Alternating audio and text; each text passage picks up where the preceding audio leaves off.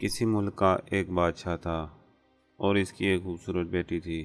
بادشاہ کا ایک غلام تھا جو جوانی کے عالم میں بادشاہ کی بیٹی پر فدا ہو گیا۔ اب غلام کی حیثیت یہ نہ تھی کہ بادشاہ سے اس کی بیٹی کا رشتہ مانگ لیتا۔ ایک دن اس نے ساتھیوں سے مشورہ کیا۔ ساتھیوں نے کہا تمہارا دماغ تو ٹھیک ہے، بادشاہ کو اگر تم نے بتا دیا تو وہ تمہیں زندہ جلا دے گا۔ اب غلام کافی پریشان ہو گیا۔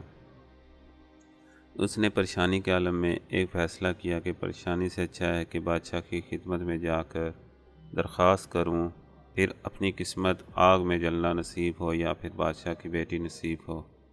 اب وہ غلام بادشاہ کی خدمت میں حاضر ہوا۔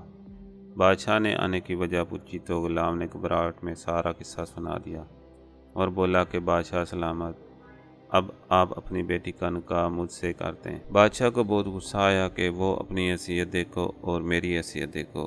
بادشاہ سلامت نے سوچنا شروع کر دیا کہ اب غلام کو کیا جواب دوں تاکہ یہ رشتہ مانگنے سے انکار کر دے۔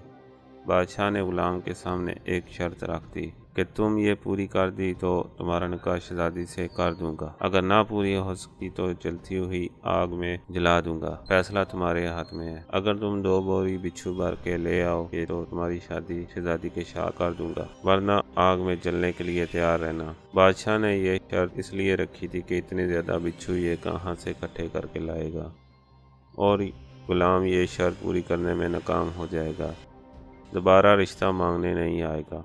غلام یہ سن کر بہت پریشان ہوا اور اس نے بادشاہ کی شرط مان لی اور اپنے کام میں مصروف ہو گیا، لیکن وہ کچھ پریشان سا رہنے لگا۔ اس کا باپ کافی دنوں سے اس پر نظر رکھ رہا تھا۔ باپ نے دیکھا کہ وہ کافی دنوں سے پریشان نظر آ رہا ہے تو اس سے اپنے پاس بلا کر پوچھا کہ تمہاری پریشانی کی وجہ کیا ہے؟ تو اس نے سارا واقعہ اپنے باپ کو سنا دیا۔ باپ نے بیٹے کو سمجھاتے ہوئے کہا تم پریشان نہ ہو، میں تمہیں بچھو جمع کرنے کا طریقہ بتاؤں گا۔ باپ بولا شام کو تم میرے پاس آ جانا، میں تمہیں بچھو پکڑنے کا طریقہ بتاؤں گا۔ شام کو غلام اپنے باپ کے پاس پہنچ گیا۔ باپ نے 2 بوریاں لانے کا کہا۔